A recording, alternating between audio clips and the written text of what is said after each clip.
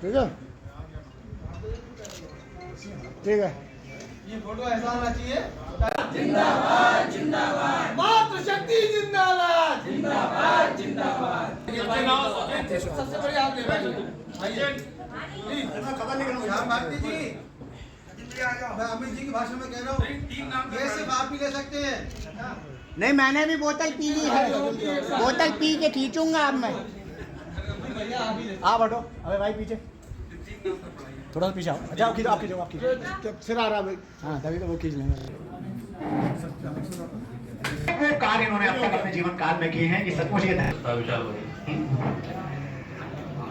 सवाल यह है कि अगर हम सामाजिक परिवेश की बात करें तो एक बड़ा सहजता मन में एक सवाल उठता है कि सामाजिक परिवेश होना कैसा चाहिए। तो मित्रों, क्योंकि इसके बाद मंत्री जी को हमको एक कार्यक्रम में भी जाना है, तो मैं थोड़ा जल्दी में अपनी बात को समेटूंगा। वैसे तो ये जितना विराट सब्जेक्ट है इस पर काफी देर तक बोला जा सकता है।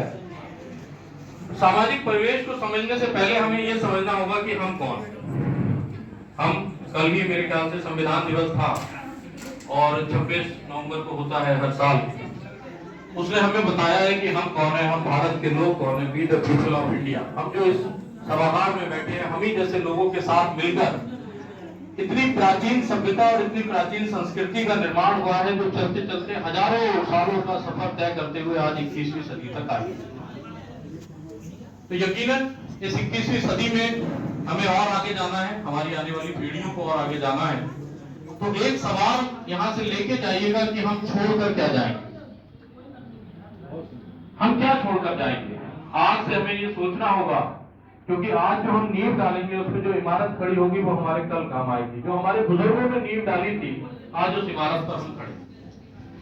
तो मेरा ये मानना है कि भारत की एक बहुत अच्छी जो एक संस्कृति की हमारी परंपरा है या हमारी जो पहचान है, वो है विविधता, मल्टी डाइवर्सिटी।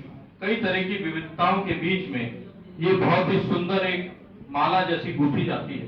इस तरह से गूंथ कर ये मुझे लगता है दुनिया का सबसे खूबसूरत देश बना है।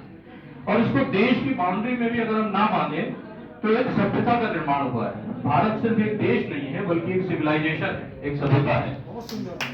और उस सिविलाइजेशन को बचाए रखना, क्योंकि अगर आप देखें दुनिया के कई हिस्सों में हमारे समानांतर जो सिविलाइजेशन चल रहे हैं, उसको धर्म की निगाह से, उसको देश की निगाह से ना देखें, अलग अलग संस्कृतियां चल रही हैं, सबके पास अपनी अपनी चुनौतियां हैं। लेकिन ये भारत है ना, बहुत ही अद्भुत चीज है। हम भारत माता कहते हैं, दुनिया के कई हिस्सों में फादरलैंड का कॉन्सेप्ट है। हम लोग माँ मानते हैं, क्योंकि माँ के साथ हमारा एक इमोशनल, एक भावनात्मक लगाव होता है।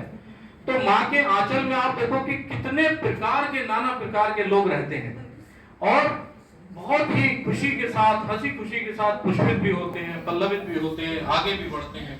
और बढ़ते बढ़ते बढ़ते बढ़ते आज हम एक दुनिया की मजबूत ताकत बनने की ओर जा रहे हैं। आज हम 140 करोड़ के आसपास, यानी दुनिया की दूसरी बड़ी आबादी है। आने वाले कुछ समय में हो सकता है हम दुनिया की सबसे बड़ी आबादी है। लेकिन ये आबादी हमें एक बहुत अच्छा एक लाभ भी देती है। वो लाभ ये देती है जिसे अंग्रेजी में कहते हैं डेमोग्राफिक डिविडेंड। हमारी 63% आबादी युवा, जो लगभग 40 साल की आयु से कम है। तो आप सोचिए, जिस इंजन में इतनी ऊर्जा होगी वो तो रॉकेट की तरह जाएगा। रॉकेट तभी तो जाता है 11.67 किलोमीटर पर सेकंड की स्पीड से। साइंस में पहले पढ़ा था, एस्केप वेलोसिटी से जो जाता है। तो एस्केप वेलोसिटी से अगर जाना है तो उतनी ऊर्जा हमारे देश के अंदर मौजूद है, हमारे युवाओं के अंदर मौजूद है, हमारी तरुणाई के अंदर मौजूद है। बस सवाल इस बात का है कि हम अपने आप से ये सवाल जरूर पूछें कि हम आने वाले कल के लिए छोड़ के क्या जाएंगे। बहुत सारे आयाम हैं जीवन के। हमारा सामाजिक आयाम है, हमारा धार्मिक आयाम है, हमारा आध्यात्मिक आयाम है। हमारे देश में तरह तरह की संस्कृतियां, तरह तरह के लोग रहते हैं, उन सबके साथ मिलकर चलने का एक आयाम है। तो हम एक दूसरे का हाथ पकड़े और इस राष्ट्र को तरक्की के, प्रगति के सर्वोच्च शिखर पर ले जाएं, ऐसी मेरी कामना है। एक उद्घोष के साथ अपनी बात खत्म करूंगा। भारत माता की जय। बहुत बहुत धन्यवाद। पवन सक्सेना जी, हेलो, आवाज आ रही?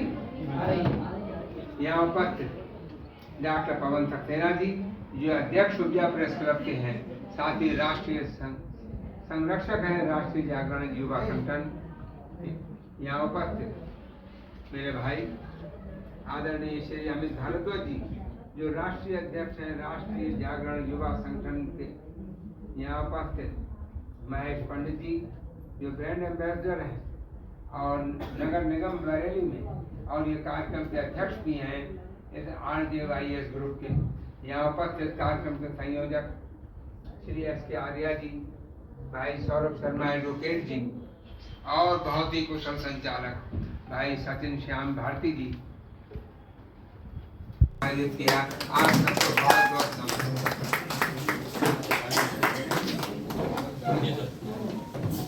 साथियों, राष्ट्र जागरण युवा संगठन RJYS ने बहुत काम किया है।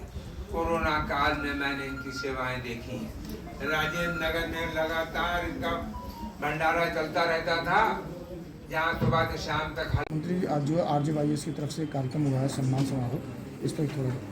RJYS के द्वारा जो कार्यक्रम किया गया है उसमें उन्होंने सभी उन लोगों को सम्मानित किया जो समाज की सेवा करते हैं, चाहे वो पत्रकार हों, छायाकार हों, कोरोना काल में गरीबों को भोजन बांटने वाले हों, या और तरह के महिलाओं की, बच्चों की सेवा करने वाले, उनको सम्मान किया गया है। मैं इसके लिए RJYS को बहुत बहुत बधाई देता हूं, और इसके सभी कार्यकर्ता बधाई के पात्र हैं जो अपने कार्य के अलावा, अपने प्रोफेशन के अलावा समाज की सेवा करते हैं। और इसमें आज अपने अपने प्रोफेशंस में टॉप रैंकिंग में पहुंचने वाले लोग, ख़ास तौर से युवा जो अपने क्षेत्र में बहुत कार्य कर रहे हैं, अपने प्रोफेशन में तरक्की कर रहे हैं, उनको भी सम्मानित किया गया। इसके लिए मैं RJYS को बधाई देता हूँ। विचार गोष्ठी भी उन्होंने की है, और जो सामाजिक परिवेश में हमारा योगदान है इस विषय पर, और इस पर भी काफ़ी अच्छा विचार